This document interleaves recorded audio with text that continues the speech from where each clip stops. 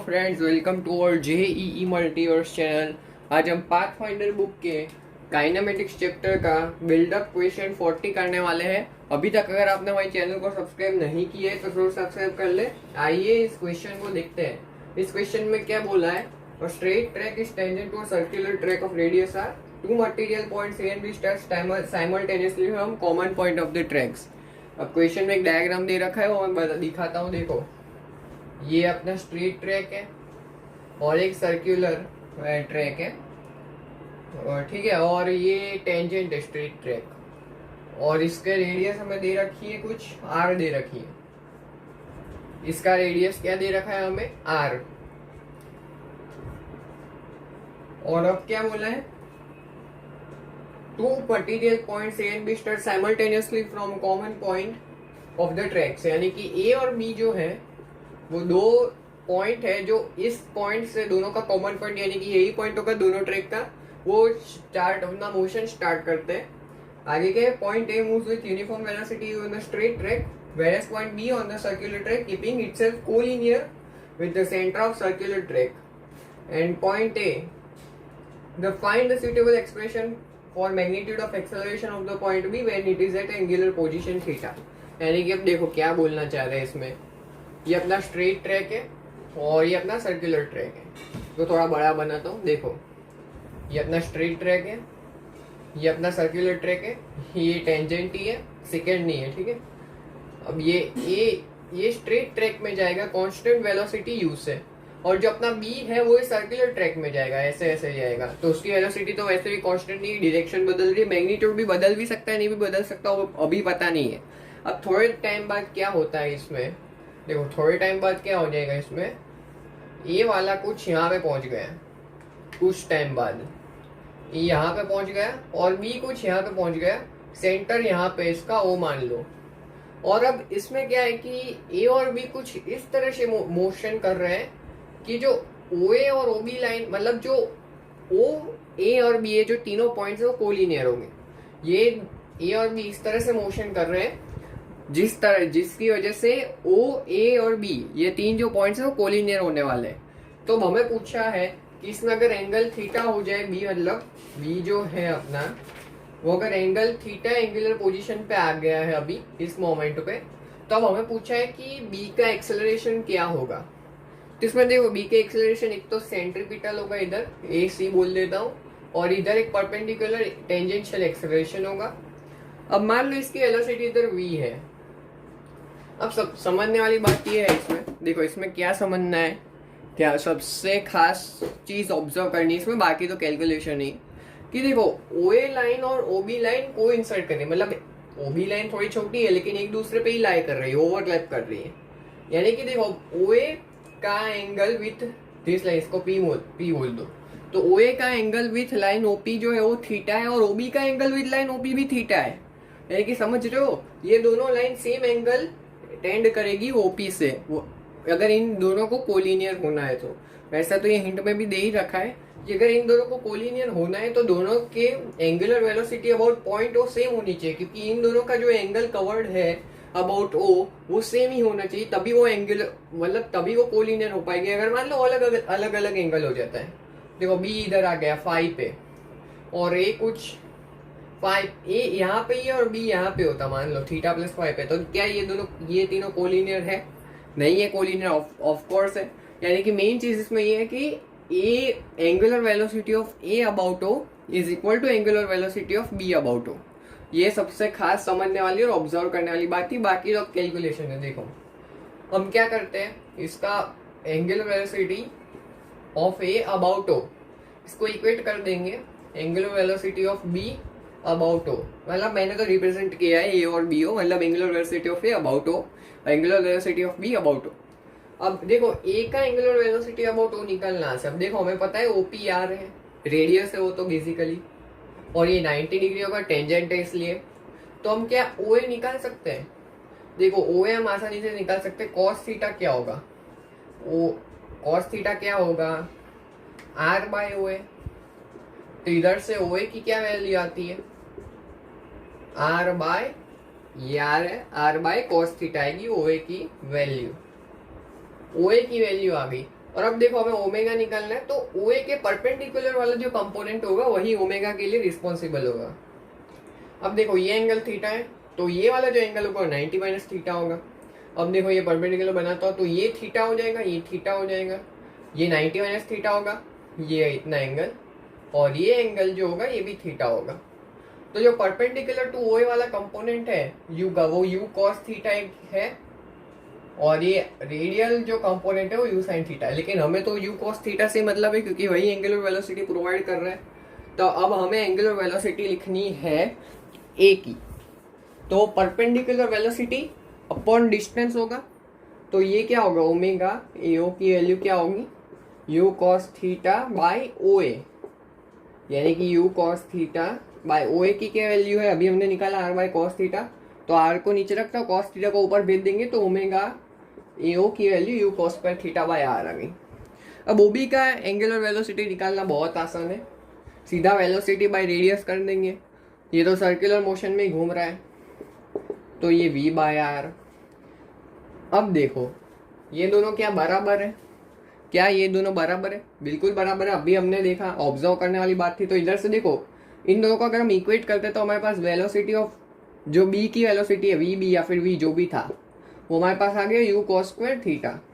जो बी की वेलोसिटी थी as a function of theta आ गया हमारे पास। ये अब इससे अब देखो काम बहुत आसान बन जाएगा, यू कॉस स्क्वायर थीटा, ये है वेलोसिटी ऑफ बी। तो सबसे पहले देखो हम पहले सेंट्रीपिटल एक्सेलरेशन निकाल लेंगे। तो सेंट्रीपिटल एक्सेलरेशन कैसे निकालेंगे? तो सिंपल है, वी स्क्वायर बाय आर होता है सेंट्रीपिटल एक्सेलरेशन। जो सेंट्रीपिटल एक्सेलरेशन होता है ए सी, वो क्या होगा देखो, ए सी और ए टी जो होगा वो परपेंडिकुलर होगा, यानी कि अगर हम ए सी और ए टी की वैल्यूज निकाल लेते तो बाद में जो नेट एक्सेलरेशन आएगा वो अंडर रूट ए सी का स्क्वायर प्लस ए टी का स्क्वायर आएगा। ठीक है, अगर हम नेट एक्सेलरेशन निकालेंगे तो अंडर रूट ए सी का स्क्वायर प्लस ए टी का स्क्वायर आएगा। अब ए सी निकालते हैं, ये क्या है वी स्क्वायर बाय आर है। अब v की क्या value u cos square theta, तो अब इसका स्क्वायर कर देंगे तो मैं सीधा लिख रहा हूँ U square cos power 4 theta by R. ये हमारे पास आया ए सी। अब हमें टेंजेंशियल एक्सेलरेशन निकालना है।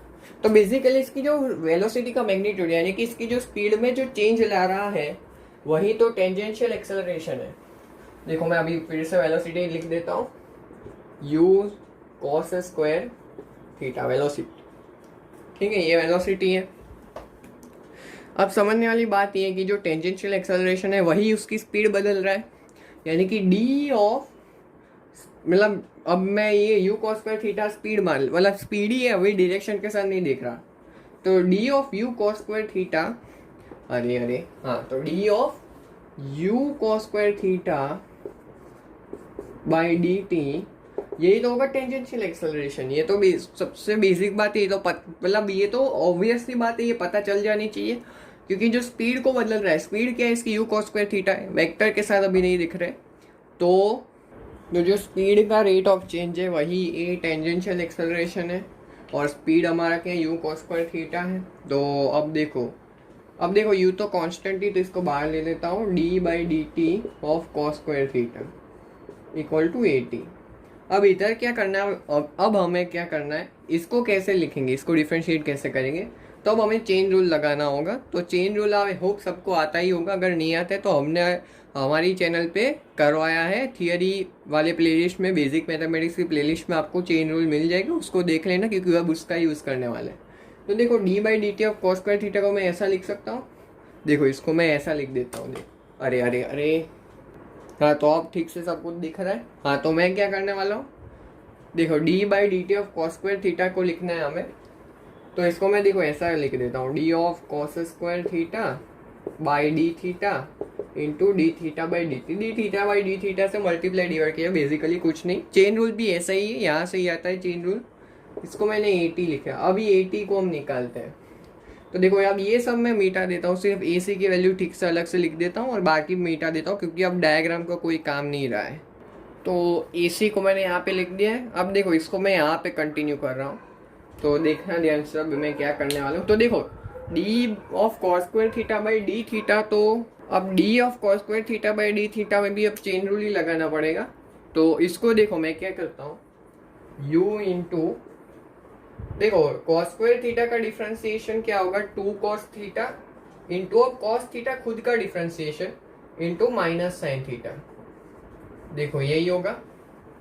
एक बार देख लो, देखो 2 को नीचे ले आया है, 2 cos theta into cos theta का differentiation minus sine theta into d theta by D t equal to 80। अब देखो d theta by D t क्या होता है, एंगुलर वेलोसिटी होता है। तो अब एंगुलर वेलोसिटी तो हमने पहले ही निकाल दी थी, v बाय आर, मतलब velocity of v by R, velocity of b हमें पता है। तो देखो वेलोसिटी ऑफ b को, v बाय आर को मैं इधर सब्स्टिट्यूट कर देता हूँ, ये ओमेगा है बेसिकली, और ओमेगा क्या था, v बाय आर, यानी कि u cos square theta by R, इसको मैं इधर सब्स्टिट्यूट कर दूंगा, ये होता है D theta by D T, ये सेम होता है। तो देखो इधर -2u cos थीटा, माइनस को भूल जाओ क्योंकि हम मैग्नीट्यूड ही हम देख रहे हैं, मैग्नीट्यूड को ही अभी हम देखने वाले हैं, क्योंकि डायरेक्शन तो देखो हमें नेट एक्सेलरेशन की डायरेक्शन नहीं चाहिए, हमें सिर्फ मैग्नीट्यूड चाहिए। तो हम अंडर रूट AT का स्क्वायर प्लस AC का स्क्वायर कर देंगे, तो माइनस को भूल जाओ। और इधर u cos square theta by R, ये टेंजेंशियल एक्सेलरेशन। अब इसको थोड़ा और सिंप्लीफाई कर लेते, देखो 2u square cos cube theta, 2u square cos cube theta sine theta by R, ये टेंजेंशियल एक्सेलरेशन आ गया। और सेंट्रीपिटल एक्सेलरेशन तो थे ही, हम अभी पहले निकाल लिया था, u square cos power 4 theta by R. तो अब हमें क्या करना है, इसको नेट एक्सेलरेशन निकालना है, तो उसको अब नए मतलब पूरा क्लियर करके वापस मतलब पहले से करते हैं। देखो तो देखो ए क्या होगा, अंडर रूट AC का स्क्वायर प्लस AT का स्क्वायर, तब मैं ओपन करके लिख देता हूँ। देखो u की पावर 4 cos की power 8 theta by R square plus 4u की पावर 4 cos की power 6 theta sine square theta by R square.